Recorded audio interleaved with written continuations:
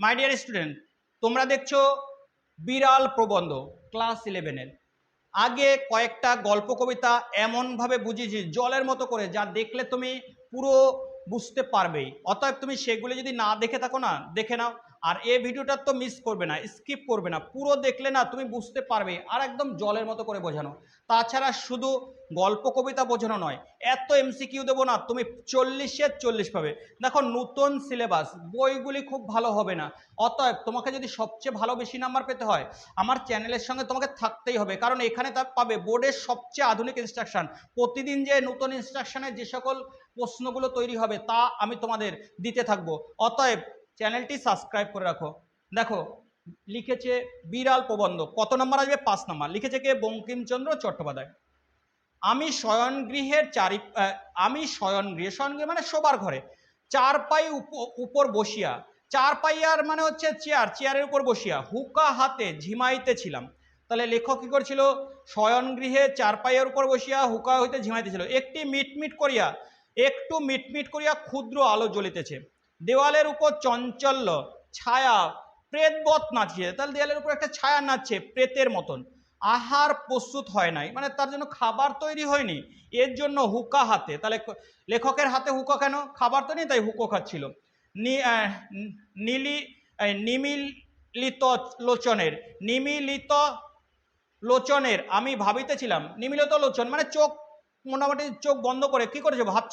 ভাবিতেছিলাম যে আমি যদি নেপোলিয়ান হইতাম, তাহলে লেখক কি হইতো? নেপোলিয়ান হইতাম, তবে ওয়াটারলু জিততে পারিতাম কি না। এমতো সময় একটি ক্ষুদ্র শব্দ হইল, ম্যাও। এমন সময় একটা ক্ষুদ্র শব্দ হলো, ম্যাও। তাহলে লেখক কি ভাবছিল? লেখক যদি নেপোলিয়ান হতেন তাহলে ওয়াটারলু যুদ্ধে পারতেন কিনা, এই সময় একটা শব্দ হয়েছিল। তাহলে কোন সময় শব্দটা হয়েছিল? মনে রাখতে হবে ম্যাও শব্দটা। দেখো, চাহিয়া দেখি হঠাৎ কিছু বুঝিতে পারিলাম না। চাহিয়া দেখিলাম হঠাৎ কিছু বুঝিতে পারিলাম না। প্রথমে মনে হইল ওয়েলিংটন হঠাৎ বিড়ালত্ব প্রাপ্ত হইয়াছে। ওয়েলিংটন হঠাৎ, তাহলে প্রথম সে মনে করেছিল কি? ওয়েলিংটন হঠাৎ বিড়ালত্ব প্রাপ্ত হইয়াছে, আমার নিকট আফিং ভিক্ষা করিতে আসিয়াছে। তাহলে দেখো, ওয়েলিংটন একজন লোক, লেখকের কাছে আফিং ভিক্ষা করতে এসে কি করেছে? ম্যাও ডাক দিয়েছে ওয়েলিংটন। প্রথমে উদ্যমে পাষাণবৎ কঠিন হইয়া বলিব মনে করিলাম যে ডিউক মহাশয়কে ইতিপূর্বে যথাযথ পুরস্কার দেওয়া গিয়েছে। ডিউক মহাশয়কে কি ইতিপূর্বে যথাপূর্বক পুরস্কার দেওয়া গিয়েছে, এখন আর অতিরিক্ত পুরস্কার দেওয়া যাইতে পারে না। বিশেষত অপরিমিত লোভ ভালো নহে। ডিউক বলিল ম্যাও। তাহলে ডিউক কি বলিল? ম্যাও বলিল। তখন চক্ষু চাহিয়া ভালো করিয়া দেখিলাম যে ওয়েলিংটন নহে, একটি ক্ষুদ্র মার্জার। একটি ক্ষুদ্র কি? মার্জার। তাহলে কি দেখলো? ওয়েলিংটন নয়, কি রয়েছে? মার্জার। প্রসন্ন আমার জন্য যে দুগ্ধ রাখিয়া গিয়েছিল তাহা নিঃশেষ করিয়া উদরসাৎ করিয়াছে। তাহলে ওই কি বললাম, ক্ষুদ্র মার্জার কি করছে? লেখকের জন্য রাখা দুধ সব খেয়ে নিয়েছে।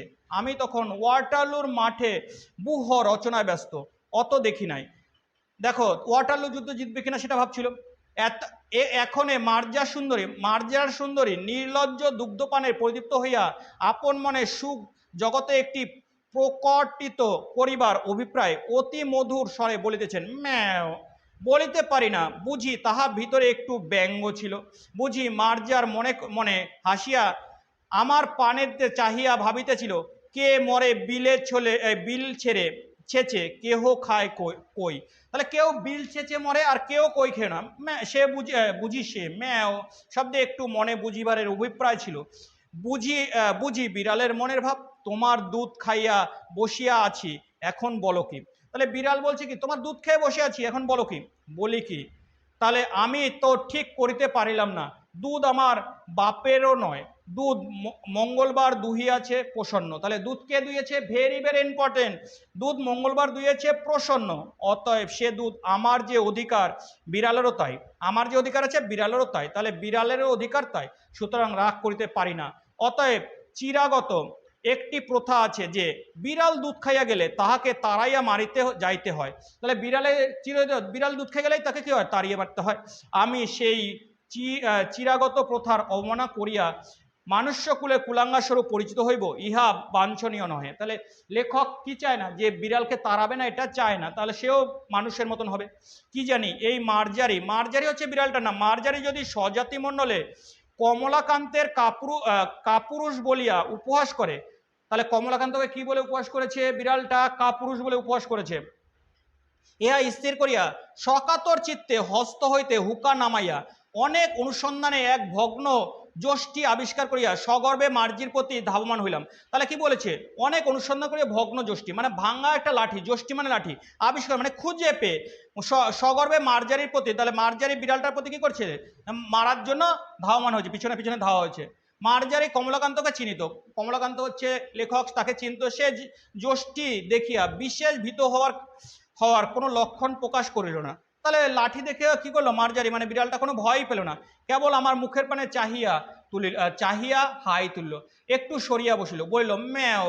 প্রশ্ন বুঝিতে পারিয়া যষ্টি ত্যাগ করিয়া পুনরপি শয্যায় আসিয়া হুকা লইলাম। তখন দিব্যকর্ণ প্রাপ্ত হইয়া মার্জারের রক্ত ব্যাসকল বুঝিতে পারিলাম। তাহলে মার্জারের যে রক্ত ব্যাসকল সেটা কি বুঝতে পারলো, যে মার্জারের লক্ষণ বুঝলাম যে বিড়াল বলিতেছে মারপিট কেন, স্থির হইয়া হুকা হাতে করিয়া একটু বিচার করিয়া দেখো দেখি। তাহলে বুঝতে পারলো বিড়ালটা তার সঙ্গে কি বলছে, একটু বিচার করিয়া দেখো দেখি, মানে হুকা লইয়া। এ সংসারে ক্ষীর সর দুগ্ধ দধি মৎস্য মাংস সকলেই তোমরা খাইবে, আমরা কিছুই পাইব না কেন? তাহলে একটু ভেবে দেখো যে তোমরা কি কি খাবে বলেছে, দেখো কি কি, ক্ষীর সর দুগ্ধ দধি মৎস্য মাংস সকলেই তোমরা খাবে, আমরা কিছু পাইব না কেন? তোমরা মানুষ্য, আমরা বিড়াল, প্রভেদ কি? তোমাদের ক্ষুধা পিপাসা আছে, আমাদের কি নাই? তোমরা খাও, আমাদের আপত্তি নাই, কিন্তু আমরা খাইলে তোমরা কেন শাস্ত্র অনুসারে ঠেঙ্গা লাঠি লইয়া মারিতে আইস? তাহা হইলে আমি বহু অনুসন্ধানে পাইলাম না। তোমরা আমার কাছে কিছু উপদেশ গ্রহণ করো, বিজ্ঞ চতুষ্পদের কাছে শিক্ষা লাভ ব্যতীত তোমাদের জ্ঞান উন্নতি উপায় দেখি না। তাহলে বিড়ালটা কি করলো, বিড়ালটা লেখক মনে করলো বিড়ালটা তাকে কিছু উপদেশ দিয়েছে। কি কি উপদেশ দিয়েছে একটু ভালো করে দেখবো। তোমাদের বিদ্যালয় সকল দেখিয়া আমার বোধ হয় তোমাদের এতদিন এ কথাটি বুঝিতে পারিয়াছ। বিদ্যালয় দেখে মনে হচ্ছে কি তোমরা এই কথা দেখে শয্যাশায়ী মানুষ ধর্ম কি? পরোপকার পরধর্ম। তাহলে পরোপকারী পরম ধর্ম। তাহলে মানুষের ধর্ম কি? পরোপকার পরম ধর্ম। এই দুগ্ধটুকু পান করিয়া আমার পরম উপকার হইয়াছে। তোমার আহারতি দুগ্ধে এই পরোপকার সিদ্ধ হইল, অতএব তুমি সেই পরম ধর্ম ফলভাগী। আমি চুরি করি আর যাই করি, আমি তোমার ধর্ম সঞ্চয় মূলীভূত কারণ। তাহলে ধর্ম সঞ্চয় করি তোমার দুধ খেয়েছি বলে, অতএব আমাকে প্রহার না করিয়া আমার প্রশংসা করো, আমি তোমার ধর্ম সহায়। দেখো আমি চোর বটে, কিন্তু আমি কি সাধ করিয়া চুরি করি খাইয়াছি? খাইতে পাইলে কে চোর হয়? তাহলে বিড়ালটা খাইতে পারে না, তাই চোর হয়েছে। দেখো যাহারা বড় বড় সাধু চোরের নামে শিহরায় উঠেন, তাহাদের অনেকে চোর অপেক্ষা অধার্মিক। তাহাদের চুরি করিবার প্রয়োজন নাই বলিয়া চুরি করে না, কিন্তু তাহাদের প্রয়োজনাদি ধন থাকিতেও চোরের প্রতি যে মুখ তুলিয়া চাহে না, ইহাতে চোর চুরি করে অধর্ম চোরের নহে, চোরে যে চুরি করে সে অধর্ম কৃপণ ধনীর। চোর দোষী বটে, কিন্তু কৃপণ ধনী তার অপেক্ষা শতগুণ দোষী। দেখো চোর দোষী বটে, কিন্তু কৃপণ ধনী তার অপেক্ষা বেশি ধনী। চোরদের দণ্ড হয়, কিন্তু চুরির মূল কৃপণ, তাহারা দণ্ড হয় না কেন? চোরদের দণ্ড হয়, চোরদের কি সাজা দেওয়া হয়, কিন্তু তার মূল কারণ কি? কৃপণ, তাদের দণ্ড হয় না কেন? দেখো আমি প্রাচীরে প্রাচীরে ম্যাও ম্যাও করিয়া বেড়াই, কেহ আমাকে মাছের কাটাখানাও ফেলিয়া দেয় না। মাছের কাটা পাতের ভাত নর্দমায় ফেলিয়া দেয়, জলে ফেলিয়া দেয়, তথাপি আমাকে ডাকিয়া দেয় না। তোমাদের পেট ভরা, আমার পেটে ক্ষুধা, কি প্রকার জানিবে? হায়, দরিদ্রের জন্য ব্যথিত হইলে তোমাদের কি কিছু অগৌরব আছে? আমার মতো দরিদ্রের ব্যথায় ব্যথিত হওয়া লজ্জার কথা সন্দেহ নাই। যে কখনো অন্ধকে মুষ্টি ভিক্ষা দেয় না, সে একটি বড় রাজা। ফাপরে পড়িলে রাত্রে ঘুমায় না, রাজা ফাপরে গেলে রাত্রে ঘুমায় না। সকলেই পরের ব্যথায় ব্যথিত হইতে রাজি, তবে ছোটবেলাকার দুঃখ কাতর কে হইবে? দেখো যদি অমুক শিরোমণি কি অমুক ন্যায়ালঙ্কার আসিয়া তোমার দুধটুকু খাইয়া যাইত, তবে তুমি কি তাহাদের ঠ্যাঙা লইয়া মারিতে আসিতেন? বরং জোর হাত করিয়া বলিতেন, আর একটু আনিয়া দেব, তবে আমার বেলা লাঠি কেন? তুমি বলিবে তাহারা অতি পণ্ডিত, বড় মান্য লোক। পণ্ডিত বা মান্য বলিয়া কি আমার অপেক্ষা তাহাদের ক্ষুধা বেশি? তা তো নয়। তেলে মাথায় তেল দেওয়া মনুষ্য জাতির রোগ। তেলে মাথায় তেল দেওয়া কার রোগ? মনুষ্য জাতির। তাহলে মানুষের একটা রোগ আছে তেলে মাথায় তেল দেওয়া। দরিদ্রের ক্ষুধা কেহ বোঝে না, যে খাইতে বলিলে বিরক্ত হয় তাহার জন্য ভোজনের আয়োজন করো। আর যে ক্ষুধার জ্বালায় বিনা অন্য আহ্বানে তোমার অন্ন খাইয়া ফেলে চোর বলিয়া তাহার দণ্ড করো। ছি ছি। তাহলে যে খেতে চায় না তার জন্য ব্যবস্থা করো, কিন্তু যে ক্ষুধার জন্য চুরি করে খায় তাকে প্রহার করো। দেখো আমাদিগের দশা দেখো, দেখো প্রাচীরে প্রাচীরে প্রাঙ্গণে প্রাঙ্গণে প্রাসাদে প্রাসাদে মেও মেও করিয়া আমরা চারিদিকে দৃষ্টি করি, কেহ আমাদিগকে মাছের কাটাখানা ফেলিয়া দেয় না। যদি কেহ তোমাদের সোহাগের বিড়াল হইতে পারিলে গৃহ মার্জার হইতে বৃদ্ধের নিকট যুবতী ভার্যা সহদর মূর্খ ধনির কাছে শতরঞ্চ খেলোয়াড়ের স্থানীয় হইয়া থাকিতে পারিলে তবেই তাহার পুষ্টি। তাহলে কারো যদি পোষা বিড়াল হয় তবেই সেখানে পুষ্টি, না হলে তাহার লেজ ফলে গায়ে লোম হয়, এবং তাহার রূপের ছটা দেখিয়া অনেকে মার্জার কবি হইয়া পড়ে, মার্জার কবি হইয়া পড়ে, বিড়াল কবি হয়ে পড়ে, জানো তো, রূপ দেখে। আর আমাদিগের দশা দেখো, আহার অভাবে উদর কৃষ, মানে মোটা সোটা নয়, রোগা, অস্থি পরিসাদৃশ্যমান, বাইরের থেকে হাড় দেখা যায়, আঙ্গুল বিনত, আঙ্গুলগুলো নুয়ে রয়েছে, দাঁত বাহির হইয়াছে, দাঁত বেরিয়েছে, জিহ্বা ঝুলিয়া পড়িয়াছে, অবিরত আহারব ডাকিতেছে, ম্যাও ম্যাও, খাইতে পাই না, আমাদের কালো চামড়া দেখিয়া ঘৃণা করিও না। এ পৃথিবী মৎস্য মাংস আমাদের কিছুই অধিকার আছে, মাংসে আমাদের কিছু অধিকার আছে, খাইতে দাও, নইলে চুরি করিব। আমাদের কৃষ্ণচর্ম শুষ্ক মুখ ক্ষীণ সকরণ ম্যাও ম্যাও শুনিয়া তোমাদিগের কি দুঃখ হয় না? চোরের দণ্ড আছে কিন্তু নির্দয়তার কি দণ্ড নাই? দরিদ্রর আহার সংগ্রহ দণ্ড আছে কিন্তু ধনী কৃপণের দণ্ড নাই কেন? তুমি কমলাকান্ত দূরদর্শী, কেননা আফিংখোর, তুমি কি দেখিতে পাও না যে ধনী দোষের দরিদ্র চোর হয়, ধনীর দোষে দরিদ্র কি হয়? চোর হয়। 500 দরিদ্রকে বঞ্চিত করিয়া একজন 500 লোকের আহার সংগ্রহ করিয়া কেন? যদি করিল তবে সে তাহার খাইয়া যাহা যাহা বাহিয়া পড়ে তাহা দরিদ্রকে দেবে না কেন? যদি না দেয় তবে দরিদ্র অবশ্যই তাহার নিকট হইতে চুরি করিবে। কেননা অনাহারে মরিয়া যাইবার জন্য এই পৃথিবীতে কেহ আসে নাই। আমি আর সহ্য করিতে না পারিয়া বলিলাম, থামো থামো মার্জার পণ্ডিতে, তোমার কথাগুলি ভারী সোশ্যালিস্টিক, সমাজ বিশৃঙ্খলতার মূল। যদি যাহার যত ক্ষমতা সে তত ধন সঞ্চয় করিতে না পায়, অথবা সঞ্চয় করিয়া চোরের জ্বালা নিবারণ ভোগ করিতে না পায়, তবে কেহ আর ধন সঞ্চয় যত্ন করিবে না। তাহলে কেউ সঞ্চয় করবেই না, তাহাতে সমাজে ধন বৃদ্ধি হইবে না। মার্জার বলিল, না হইলে আমার কি?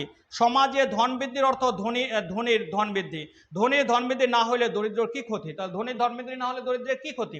আমি বুঝাইয়া বলিলাম যে সামাজিক ধন বৃদ্ধি ব্যতীত সমাজের উন্নতি নাই।